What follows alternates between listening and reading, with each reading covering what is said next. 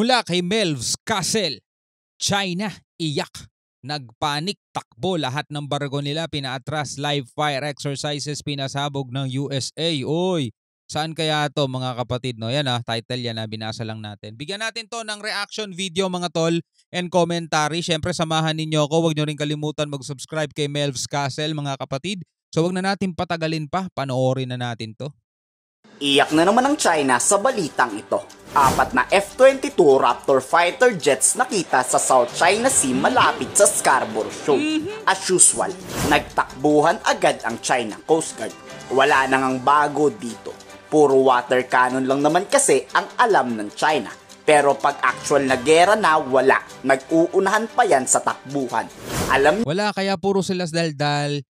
Sinasay ko nila. Magaling sila doon mga kapatid sa Saywar. Sinasay ko nila, gumagawa sila ng kung ano-anong reasoning nila. Pero ang totoo mga kapatid, talaga mga yan, mga takot yan mga yan. Nyo ba ba't lumayas na naman ang mga Chinese? Nag-live fire exercises kasi ang F-22 Raptor fighter jets. Sa actual videong inilabas ng US Defense Department, pinasabugan ang animoy drone ng kalaban. Sa sobrang pag-aalala ng Chinese Foreign Ministry, nilayo raw nila ang kanilang mga barko. Iwas para sa gulo.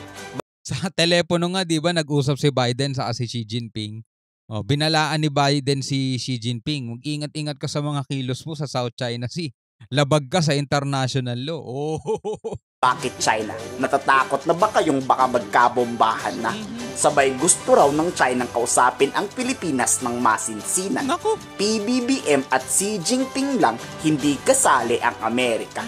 Huwag raw idaan sa init ng ulo ang tensyon. Bagkus idaon raw sa maayos na usapan sa pamamagitan ng negosasyon. No, wag daw idaan sa init ng ulo. Samantalang laging sila yung nakaabante, di ba? Sila yung agresibong nakaabante. Resupply mission lang tayo, wala tayong dalang kahit anong banta sa kanila, water cannon tayo. Ang dami nang nasugatan, una, 4, pangalawa, 3. Wala nga, hindi nga gumagante Pilipinas di ba? Tapos gusto nila, akala mo talaga sila ang biktima no? Papayag kaya ang mga Pilipino dito? Stop instigating foreign forces to intervene in South China Sea affairs and return to the right track of properly managing the situation through negotiation and consultation. Biglang ganun. We should shoulder our due responsibilities for maintaining peace and stability in the South China Sea. Di ba? Unti-unti mga kapatid lumalabas, sabi sa inyo mga ano lang to, mga front lang nila yung mga ginagawa nila pero talagang hindi interesado sa gera ang China mga kapatid. Mahilig silang magpayaman, mahilig silang magpaunlad ng ekonomiya. Doon sila nakafocus mga tol No, kung idadaan nila sa gera para sa isang teritoryo mga katol, babagsak talaga ekonomiya nila. Hindi nila kayang pakainin yung 1.4 billion ng mga tao nila, di ba? Ang dami rin naghihirap ngayon sa kanila.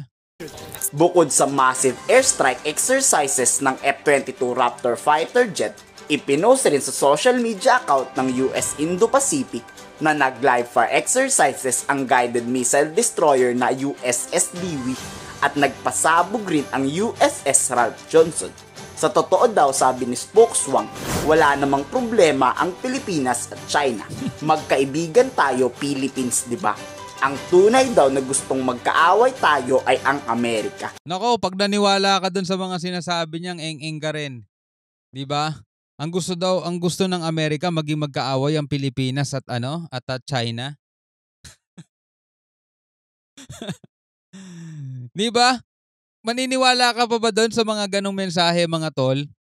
Gusto nila hindi tayo away o gusto niyo China hindi tayo away o wag kayo magwa-water cannon pag kami meron supply mission.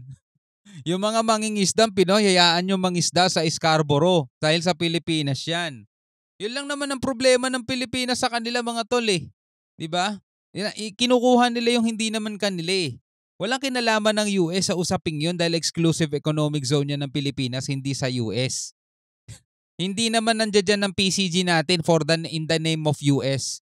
Hindi naman nandiyan yung resupply mission natin in the name of Biden, di ba? In the name of Philippines yun. Sila ang tunay nating kalaban. The Philippines, backed by internal forces, has been going back on its words and making provocations. Puro sila ganun. 一再挑衅，这是导致当前海上局势紧张的根源。 This is the real cause of... Hindi... Wag nyo kaming niloloko, hindi yan ang real cause of tensions. Ang real cause of tensions yung pamamalagi nyo sa karagatang hindi inyo. 'Di ba? Hayaan nyo kami mag-resupply mission. 'Di ba? Umatras kayo, wag kayong mag-water cannon, wag kayong mangharang, wag nyong gawin 'yan. Walang tensyon, tapos ang usapan. Sa Scarborough, hayaan ninyong manghuli ng isda yung mga Pilipino, tapos ang usapan. Wala naman kaming pakialam kung namamalagi kayong ganyan. Nasanay na ang Pilipinas eh. 'Di ba? Panahon pa ng mga nakaraang presidente, nandiyan na kayo eh. Wala namang problema eh. Kaso nagsimula kayong water cannon, nagsimula kayong mangharang ng barko, nagsimula kayong magpalayas ng mga mangingisda. Doon tayo may problema. That is the real cause of the current tensions of the sea at the sea.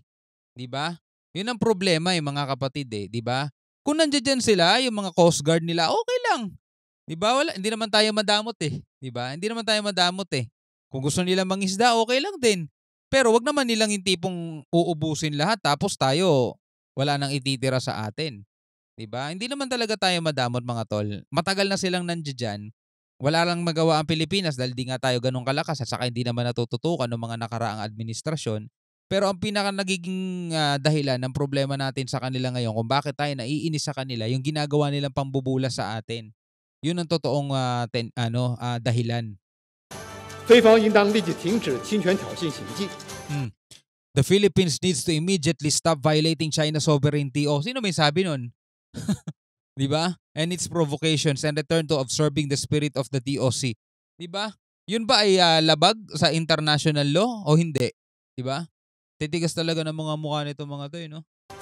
尽快回到遵守和落实宣言精神的轨道上来。中方维护自身领土主权和海洋权益的决心坚定不移。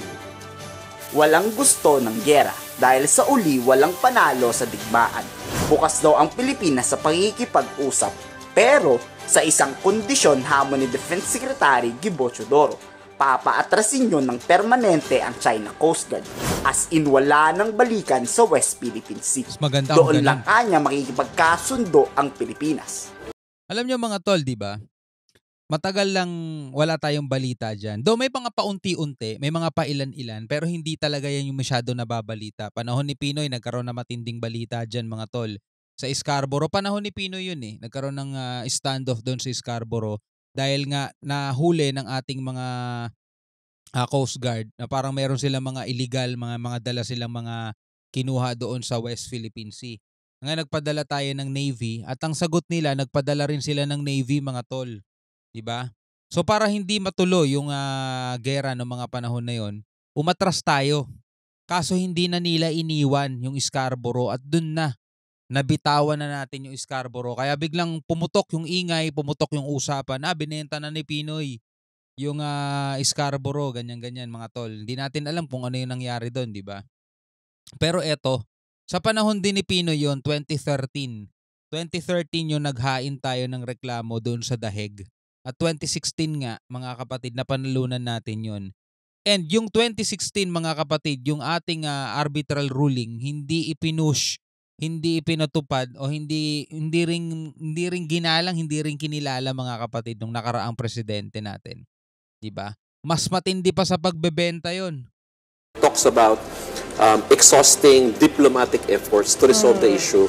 Kasi alam naman niya, it is not in the interest of the Philippines, it is not in the interest of China, the United States, or any of our allies and partners for war to happen. Wala nila yung counter-response natin or measures natin ay purely military. Hindi po. It also talks about exhausting diplomatic efforts to resolve the issue. Hindi ibig sabihin may balak tayong magpagkasundo, okay na. Dito hindi titigil ang Pilipinas sa pagprotekta sa West Philippine Sea. Kung babalik raw muli ang China at sisirain ang mapagkakasunduan, ipaglalaban pa rin to ng Pilipinas hanggang patayan. Will not be deterred, no? Tayo ay handa na gawin ang lahat para ipaglaban yung atin din naman, no? Yung ating mga maritime rights and entitlements in the West Philippine Sea and in other parts of the archipelago. For example, Kaya tama rin si Pacquiao no, nung interview niya kay Boy Abunda. Di ba nga lagi nating kinakanta yun, ang mamatay ng dahil sa'yo? Pero hindi ibig sabihin mga kapatid, talagang mamatay ka dahil sa Pilipinas. Maraming ibang paraan eh. Di ba? Maraming ibang paraan. Iakyat natin to sa international law, mga tol.